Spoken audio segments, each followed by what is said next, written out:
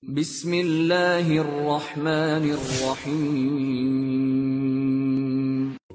Kemudian berikutnya pertanyaan yang kedua dari saudara Padri yang beralamat di Pangkep. Pertanyaannya, sampai di mana batasan kewajiban seseorang mengajari atau menyampaikan keluarganya ilmu agama? Karena terkadang kalau kita mengajari atau menyampaikan mereka tidak mau. Yang saya maksud keluarga, kakak terhadap adik ataupun sebaliknya, suami terhadap istri dan anak, anak kepada orang tua. Jazakallahu khairan Ustaz. Wa anta jazakallahu khairan. Baik, ikhwani fillah, seorang muslim dan muslimah jika dia punya ilmu agama, maka diperintahkan baginya untuk menyampaikan nasihat, menyampaikan peringatan kepada keluarganya. Allah Subhanahu wa taala telah berfirman, wa anzir ashiratakal aqrabin, dan berikanlah peringatan kepada keluargamu yang paling dekat. Ya, maka kewajiban kita hanyalah menyampaikan ilmu, menyampaikan nasihat, menyampaikan peringatan, terutama ketika mereka terjatuh dalam kesalahan. Itu kewajiban kita. Ya, adapun jika mereka tidak menerima apa yang kita sampaikan, maka itu bukan urusan kita. Sebab sekali lagi kita hanya berkewajiban menyampaikan. Soal menerima atau tidak itu kembali kepada Allah Subhanahu wa taala. Oleh karena itu Rasulullah sallallahu alaihi wasallam sebagaimana diterangkan dalam Al-Qur'an, ya, itu hanya diperintahkan untuk menyampaikan. Kata Allah Subhanahu wa taala, innama anta mudakkir, sesungguhnya engkau itu tidak lain hanya sebagai pemberi peringatan saja. Adapun masalah dia mau menerima atau tidak peringatanmu itu kembali kepada Allah Subhanahu wa taala, sebab hidayah memang di tangan Allah Subhanahu wa taala.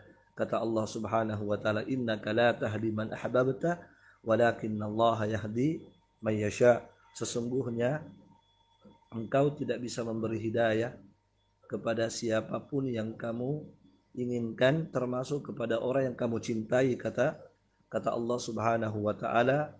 Ya, dan ini ayat Allah tujukan kepada Rasulullah sallallahu alaihi wasallam. Kata Allah, sesungguhnya engkau wahai Muhammad tidak bisa memberi hidayah kepada siapapun yang kamu cintai.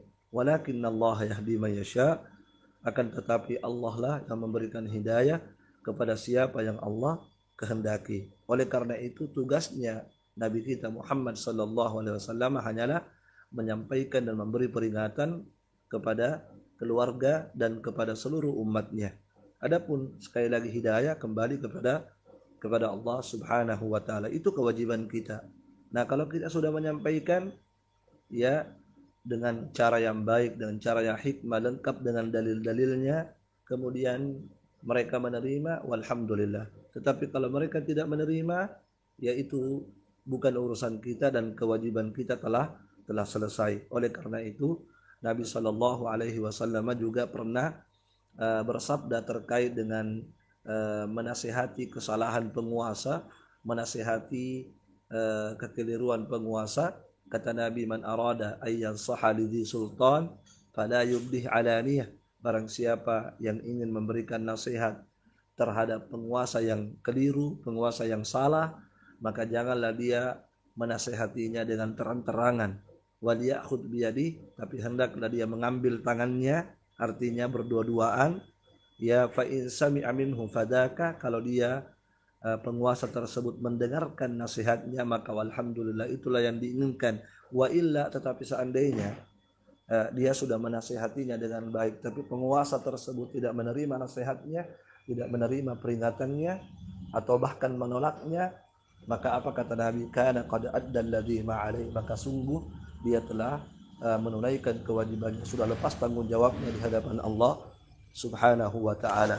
Maka tentunya kalau kita sudah memberikan nasihat, peringatan kepadanya dengan cara yang terbaik, kemudian Allah belum memberikan hidayah kepada mereka, maka masih ada satu senjata kita yang paling ampuh, yaitu kita mengangkat kedua tangan kita, mendoakan keluarga kita, Semoga Allah memberikan hidayah kepadanya, sebab sekali lagi hidayah itu hanya di tangan Allah subhanahu wa ta'ala. Wallahu alam bissawab.